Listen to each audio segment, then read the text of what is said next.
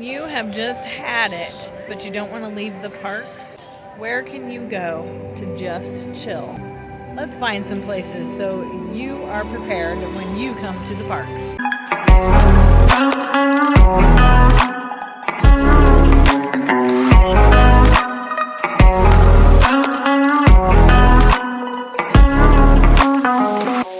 Let's start in Epcot, shall we? Because, it's the best park. And actually, I would say Epcot and Animal Kingdom, they really are both going to be great places to chill out. This breezeway here between the Connections Cafe, the Connections Eatery, and then on the other side you have a Creation Shop and Club Cool.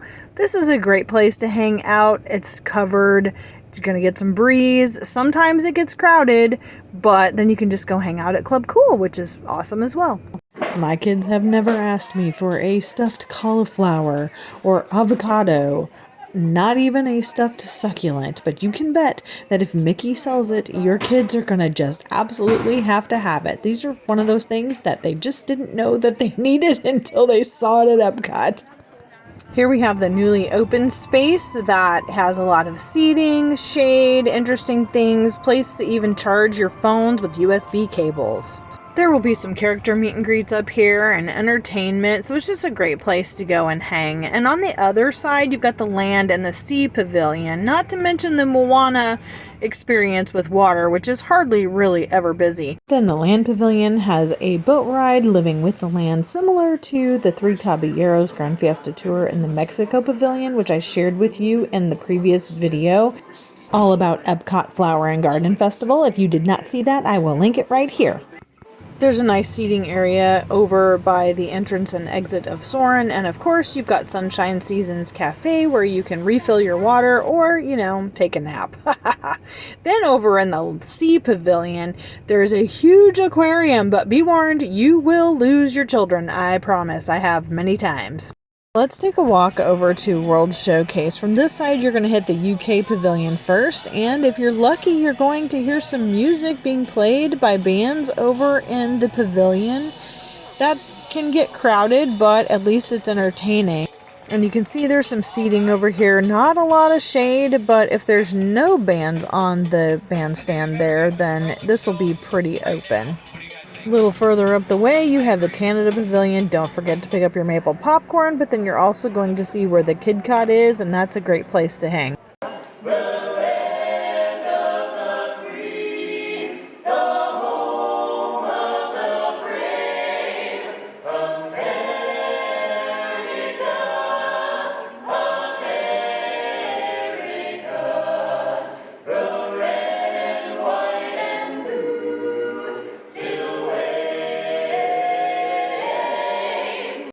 Never have I ever sat and listened to the Voices of Liberty.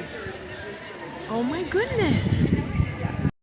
A lot of your Kid Cot spaces are going to have open air tables. The United States and Canada are just those places. Lots of places to sit down in the shade. The kids can come over here. They can color their Kid Cot. You can pin trade, go to the bathroom. Refresh your water inside. We're in the America Pavilion, so you can refresh your water inside at Regal Eagle. There are a lot of chill out spaces in World Showcase. I'm just sitting here on the other side of China.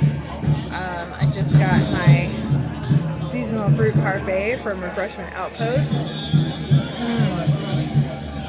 Tables and shade. It's really awesome.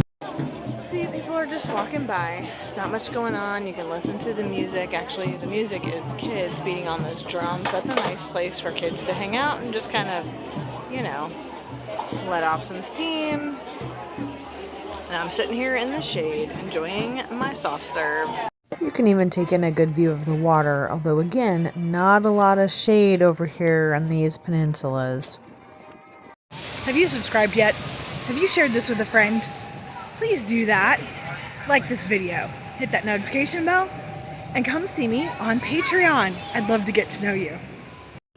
Favorite chill out space and probably second favorite ride is the Skyliner. Sometimes you will get a buggy by yourself and Other times, you will get to share with people, and you'll always get to listen to the lady overhead. Of course, now she's quiet. So sometimes you get a buggy all by yourself, but sometimes you do have to share. But I was just in a buggy with some ladies, and we had a good conversation. It's always nice to meet fun people. Holy Moses.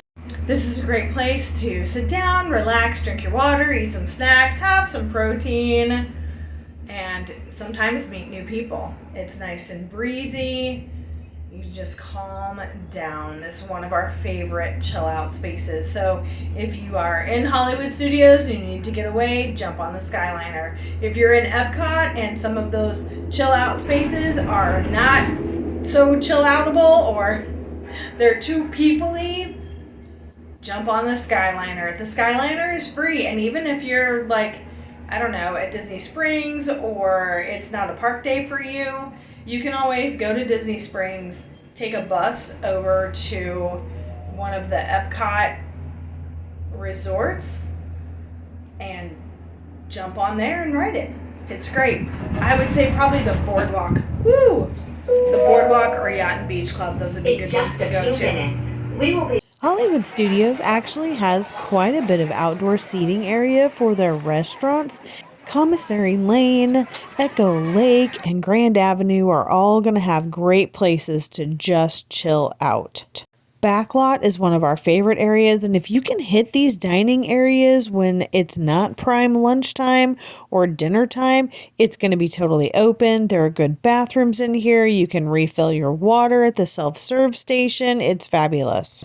Galaxy's Edge is going to be more popular. That's going to be a little more difficult to find good seating where there's not a lot of crowds, but it's possible. I mean, I was here in the mid-afternoon, Docking Bay 7. I was able to order a Ronto wrap and enjoy it, and there was basically nobody in the restaurant. I mean, I had to go to Grand Avenue. You know I like a good Muppet Show. I did not actually go to the Muppet Show, but I did see this meme about the eclipse, and I had to share it. Toy Story Land could also be a challenge, probably the most challenging area, but hey, there's Buzz, so just keep walking. Let me also suggest going to the shows because they're indoors, they're air conditioned, they're dark. Now, it may be too much stimulus for your children, but if they can handle it and just go and sit down, it'll be a great break for everybody. And hey, where else can you get snowed on in Hollywood Studios?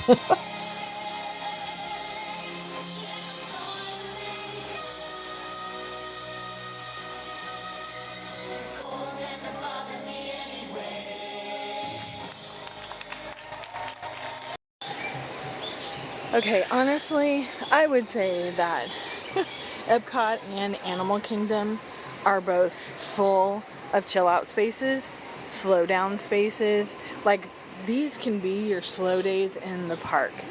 You know, if your kids are just kind of over the top, bring them to one of those parks and just let them go leisurely. Don't worry about the rides. There's so many places where you can go and just explore and kind of micro focus. If Play Disney Parks isn't your thing, then you can just walk around and look at the countries. You can look at all the scenery. You can go on the jungle treks. There's Gorilla Falls. We are on the Maharaja Jungle Trek right now. I don't know what we're going to see, but you know what? It's not really crowded. And it's got some shade and it's hot today. So you can get some Wilderness Explorer badges. It's just really cool to slow down and look at all this stuff. I mean, seriously, this is just beautiful. And it's shaded. Here it is, like, after 11. Shaded. It's beautiful. It's calm. It's quiet. There's not a lot of people. Definitely a great place to just chill. And you don't feel like you're wasting your park day just because you're not racing around and riding all the rides. Because as I've said before, there are so many layers to these parks. The attractions, the rides, are not the only thing there is to do. That's why I also say don't think you're going to do a once-in-a-lifetime trip to Disney, because you're going to find more and more things. So ease into that pool, slow down, go on a budget, and then come back. Look at this, quiet, peaceful, shaded, hardly anybody over here. You get to see a higher view. Wow. Talk about a great chill out space. Listen to the water, calm down, you're in the shade. I mean, there's no seating right here, but what a great space to just chillax and get away from it all. And look, there's the main path right there. So it's not like you're far. You can stop here for a little hiatus as well. Holy crap, I didn't even realize this was here. I just kind of accidentally saw the path, and I think a lot of people do that. They pass by this path because it's not on the main road. You see the entrance for it, but you don't really know where it goes or what it does. So I decided to investigate it just for you, and now I think I found another favorite spot in Animal Kingdom.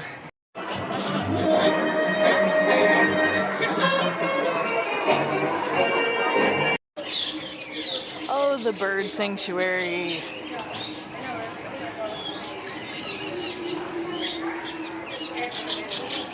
They have these helpful guides available so that you're actually able to identify the birds that are flying around or maybe even walking around. They're just going to be all over the place. Don't step on them.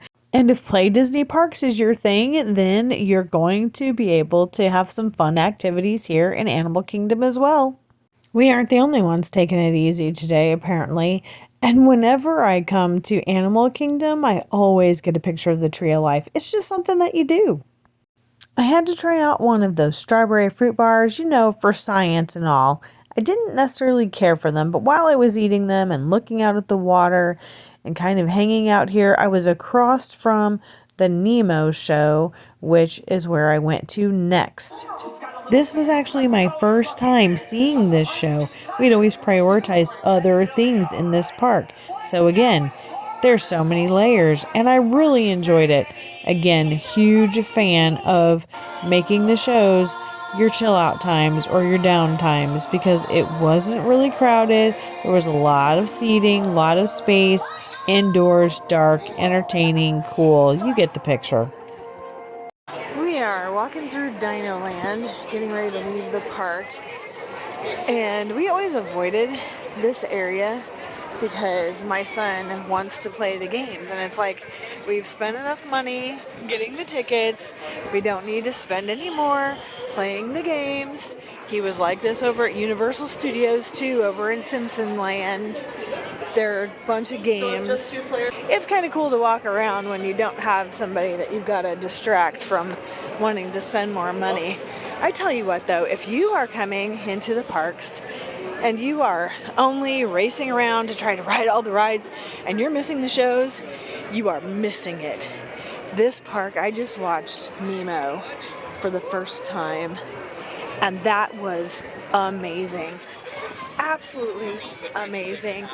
The Lion King here is fabulous. Oh, there's Donald. Check out Donald.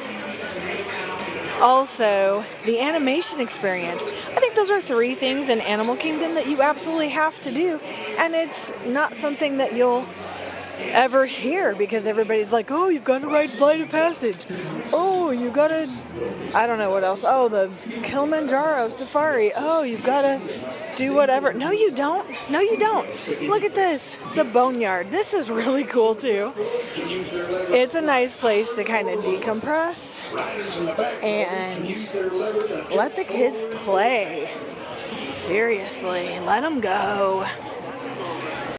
I finally got to see Divine. She's like one of the original characters for Animal Kingdom, and although she's not an animated character that I'm aware of, she is very particular to this park, and I think she only comes out like once, maybe twice a day. I can't believe I actually saw her. All right, it's time for the big one, Magic Kingdom, and look here, we're here just in time to hear the Dapper Dance, something else I don't think I've ever done.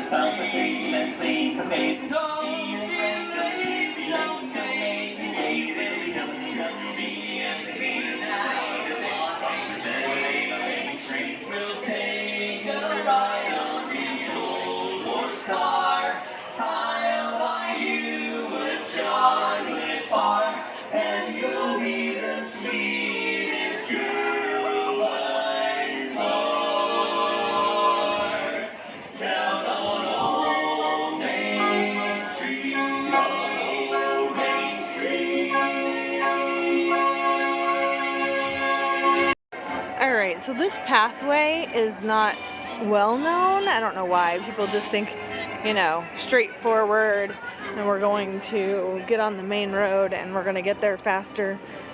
This is a nice place to kind of slow down and chill out. Of course, you've got Tom Sawyer's Island over there, which is a great place for the kids to just run around. And it's a big island. You can go all the way down to the fort. So if you look at the map, you'll see how big it is. But look, you got the pavilion over there. And you could just go over there and explore. That would be a great place at Magic Kingdom for the kids to just chill out. Now, Adventureland is going to be a little quiet because Country Bear Jamboree, which we're coming up on, is closed right now. And of course, we don't have Tiana's Bayou open yet. But once those open again, I think it's going to be way more busy back here because everybody's going to want to watch the new show and try the new ride. Magic Kingdom's gonna be a little more difficult to find places to just get away from the crowds, but I feel like Adventureland is probably your best bet.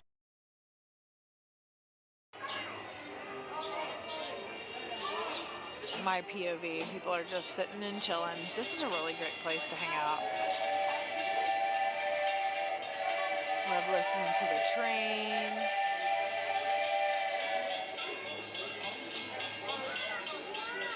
Just having a good time.